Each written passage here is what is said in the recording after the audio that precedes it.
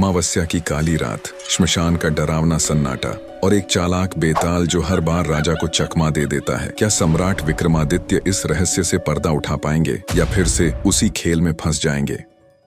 देवराज इंद्र को जब पता चला कि चक्रवर्ती सम्राट विक्रमादित्य के छोटे भाई आज पाठ छोड़कर तपस्या हेतु जंगल चले गए हैं, तब देवराज इंद्र ने राज्य में सुरक्षा बनाए रखने हेतु एक देव को भेजा। जब चक्रवर्ती सम्राट विक्रमादित्य को पता चला, तब वे वापस अपनी राजधानी की ओर चल पड़े। सम्राट विक्रमादित्य जब अपनी राजधानी पहुंचे, तब आधी रात हो चुकी थी। जिन देव को देवराज इंद्र ने भेजा था, उन्होंने सम्राट विक्रमादित्य को प्रवेश करने से रोक दिया। देव ने उनसे पूछा, तुम कौन हो? सम्राट विक्रमादित्य ने कहा, मैं इस भूमि का सम्राट विक्रम हूँ, यह मेरी राजधानी है। तुम मुझे रोकने वाले कौन होते हो?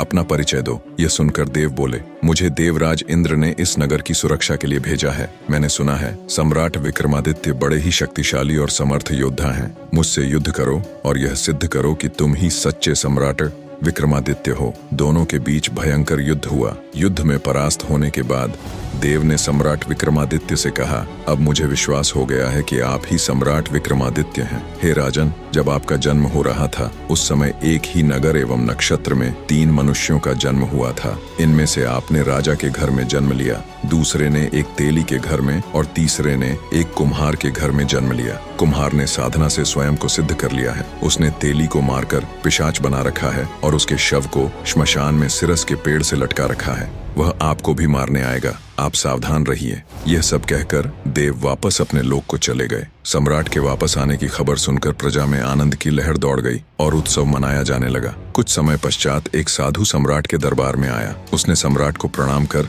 एक फल दिया और फिर वहां से चला गया। सम्राट को आशंका हुई कि देव ने जिस आदमी के बारे में बताया था, हो सकता है यह साधु वही तेली हो। सोच विचार कर उन्होंने उस फल को नहीं खाया और भंडारी को दे दिया। अब साधु रोजाना आता और सम्राट को एक फल दे जाता। सम्राट उस फल को भंडारी को दे दिया करते। एक दिन सम्राट घोड़ों का जायजा ले रहे थे, तभी वह साधु वहीं पहुंच गया और उसने फिर से राजा को फल दिया। सम्राट के हाथ से वह फल छूटकर नीचे गिर गया और उसमें से एक लाल रंग का हीरा निकला, जिसकी चमक से सबकी आंखें फटी की फटी रह गईं। साधु के जाने के बाद राजा ने भंडारी को बुलवाकर सभी फल मंगवाए। जब सबको खोलकर देखा गया तो उनमें से एक एक लाल हीरा निकला। तब सम्राट ने जौहरी को बुलवाकर हीरों की जांच करवाई। इससे पता चला कि एक एक लाल हीरा छोटे मोटे राज्य के बराबर मूल्य का है। आश्चर्यचकित सम्राट ने साधु को बुलाने का आदेश दिया। जब साधु आया तो एकांत में सम्राट ने उससे पूछा, आप इतने अमूल्य हीरे कहाँ से लाते हैं? योगी ने उत्तर दिया, महाराज, यह रत्न मैं अपनी सिद्धियों से प्राप्त करता हूँ। गोदावरी नदी के किनारे श्मशान में मैं एक साधना कर रहा हूँ। उसके सिद्ध हो जाने पर मेरे मनोरथ पूरे हो जाएंगे। इसके लिए आपकी मदद चाहिए। यदि मैं आपको पहले ही यह बता देता तो शायद आप मेरी बात पूरी सुने बिना ही मुझे भगा देते। इसलिए मैंने यह तरीका अपनाया। साधना की अंतिम रात्रि पर मेरे सिद्ध स्थान पर अकेले आकर मेरी सहायता कीजिए राजन। इससे अधिक मैं अभी बताने में असमर्थ हूँ। सम्राट सब समझ रहे थे। उन्होंने साधु को उत्तर दिया, अच्छी बात है, साधना के अंतिम दिन सूचित कीजिएगा। मैं आपकी सहायता हेतु अकेला ही आऊंगा। कुछ दिन उपरांत अमावस्या की रात्रि आ गई। अमावस्या की आधी रात को राजा साधु के पास पहुंचे। थोड़ी देर बैठने के बाद सम्राट ने साधु से पूछा, योगी जी, मैं आपकी क्या सहायता कर सकता हूँ? साधु ने कहा, राजन, यहाँ से दक्षिण दिशा में 2 कोस दूर श्मशान में एक सिरस का पेड़ है। उस पर एक शव लटका हुआ है। आप उसे मेरे पास लेते आइए। राजा शव को लाने श्मशान के मध्य में चले गए। जब वे श्मशान पहुंचे तो वहां बहुत अंधेरा था और बारिश हो रही थी। वहां डरावनी आवाजें आ रही थीं। सांप बिच्छू पैरों पर चढ़ रहे थे। जंगली जानवरों की भयावह आवाजें गूंज रही थीं। अघोरी शवों को खा रहे थे। लेकिन उन्हें क्या पता था कि वह कोई मामूली मानव नहीं, बल्कि चक्रवर्ती सम्राट विक्रमादित्य हैं। बिना किसी भय, बिना किसी डर के सम्राट विक्रमादित्य आगे बढ़ते गए। न शेर की दहाड़ का डर था, न हाथी के चिंघाड़ने का भय। बेधड़क बेखौफ राजा विक्रमादित्य सिरस के पेड़ के पास पहुंच गए। पेड़ की जड़ से ऊपर तक उसमें आग लगी हुई थी और उस पर रस्सी से बंधा एक शव लटक रहा था। सम्राट ने अपनी तलवार से उस रस्सी को काटकर शव को नीचे गिरा दिया। गिरते ही शव दहाड़ मारकर रोने लगा। राजा ने पूछा, तू कौन है? राजा के पूछते ही शव जोर जोर से हंसने लगा और वापस जाकर पेड़ पर लटक गया। विक्रमादित्य पूरे खेल को समझ रहे थे। उन्होंने फिर से तलवार से रस्सी को काटकर शव को नीचे गिरा दिया। इस बार उन्होंने अपने हाथों में जकड़कर उससे पूछा, तू कौन है? इस पर शव ने कोई उत्तर नहीं दिया। तब सम्राट विक्रमादित्य ने उसे चादर से बांध दिया और फिर उसे लेकर चल पड़े। रास्ते में शव ने कहा, मैं बेताल हूँ, तू कौन है और मुझे कहाँ ले जा रहा है? सम्राट विक्रमादित्य ने कहा, मैं इस भूमि का चक्रवर्ती सम्राट विक्रमादित्य हूँ। मैं तुझे उस साधु के पास लेकर जा रहा हूँ जिसने मुझसे तुझे यहाँ से ले जाने की विनती की है। तब बेताल ने कहा, तेरे साथ चलने की मेरी 2 शर्तें हैं। पहली, रास्ते में तू कुछ भी नहीं कहेगा। यदि तूने एक शब्द भी कहा तो मैं लौटकर पेड़ पर जा लटकूंगा। दूसरी, मैं तुझे कहानी सुनाऊंगा। सम्राट विक्रमादित्य ने इशारे में उसकी बात का समर्थन किया। सम्राट उसे उठाकर ले जा रहे थे और बेताल ने राजा को कहानी सुनाना शुरू किया। बेताल ने कहा, सुनो राजन, काशी में प्रताप मुकुट नाम का राजा राज करता था। उसके वज्र मुकुट नाम का एक बेटा था। एक दिन राजकुमार दीवान के लड़के को साथ लेकर शिकार खेलने जंगल गया। घूमते घूमते उन्हें एक तालाब दिखा। दोनों मित्र वहां रुक गए और तालाब के पानी से हाथ मुंह धोकर ऊपर महादेव के मंदिर के दर्शन के लिए गए। घोड़ों को उन्होंने मंदिर के बाहर बांध दिया। वो मंदिर में दर्शन करके बाहर आए तो देखा कि तालाब के किनारे कोई राजकुमारी अपनी सहेलियों के साथ स्नान करने आई है। दीवान का लड़का तो वहीं एक पेड़ के नीचे बैठा रहा, पर राजकुमार से न रहा गया। वह आगे बढ़ गया। राजकुमार ने उसकी ओर देखा तो वह उस पर मोहित हो गया। राजकुमारी भी उसकी तरफ देखती रही। फिर राजकुमारी ने जुड़े में से कमल का फूल निकाला,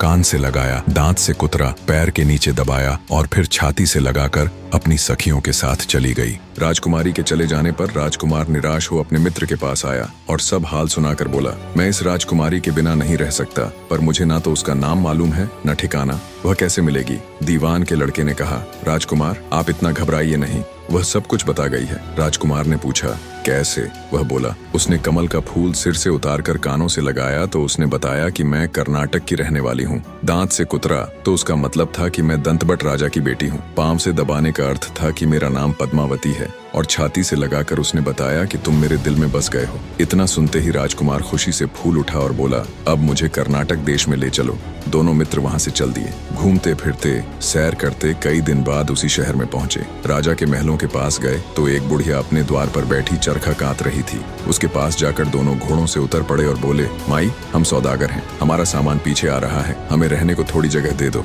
उन दोनों की शक्ल सूरत देखकर और बात सुनकर बुढ़िया के मन में ममता उमड़ आई और बोली, बेटा तुम्हारा घर है, जब तक जी में आए तब तक रहो। दोनों वहीं ठहर गए। दीवान के बेटे ने पूछा, माई तुम क्या करती हो? तुम्हारे घर में कौन कौन है? तुम्हारी गुजर कैसे होती है? बुढ़िया ने जवाब दिया, बेटा मेरा लड़का राजा की चाकरी में है, मैं राजा की बेटी पद्मावती की धाय थी। बूढ़ी हो जाने के कारण अब घर में रहती हूँ। राजा खाने पीने को दे देता है। दिन में एक बार राजकुमारी को देखने महल में चली जाती हूँ। राजकुमार ने बुढ़िया को कुछ धन दिया और कहा, माई कल जब तुम वहाँ जाओ तो राजकुमारी से कह देना कि जेठ सुदी पंचमी को तुम्हें तालाब पर जो राजकुमार मिला था वह आ गया है। अगले दिन जब बुढ़िया राजमहल गई तो उसने राजकुमार का संदेश उसे दे दिया। सुनते ही राजकुमारी ने गुस्से में आकर हाथों में चंदन लगाकर उसके गाल पर तमाचा मारा और कहा, निकल यहाँ से। बुढ़िया ने घर आकर सब हाल राजकुमार को कह सुनाया। राजकुमार हक्का बक्का रह गया, पर उसके मित्र ने कहा, राजकुमार आप घबराइए नहीं, उसकी बातों को समझें। उसने 10 उंगलियां सफेद चंदन में मारी, इसका मतलब यह है कि अभी 10 रोज चांदनी के हैं, उनके बीतने पर मैं अंधेरी रात में मिलूंगी। 10 दिन के बाद बुढ़िया ने फिर राजकुमारी को खबर दी। इस बार राजकुमारी ने उसे फटकार कर पश्चिम की खिड़की से बाहर निकाल दिया। बुढ़िया ने आकर राजकुमार को यह बात बता दी। सुनकर दीवान का लड़का बोला, मित्र उसने आज रात को तुम्हें उस खिड़की की राह बुलाया है। राजकुमार खुशी से उछल पड़ा।